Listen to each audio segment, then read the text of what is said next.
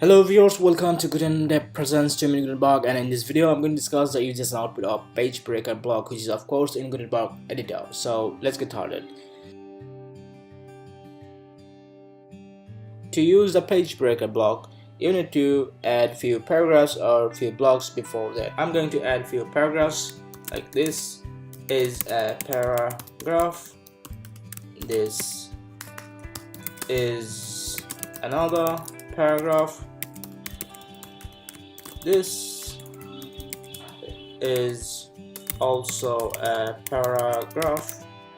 Alright, so inside this paragraph I'm going to add the page breaker. Click on the plus sign and go to layout element, click page break.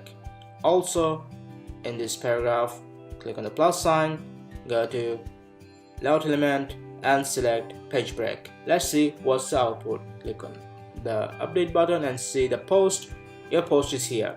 You can see your pages are here.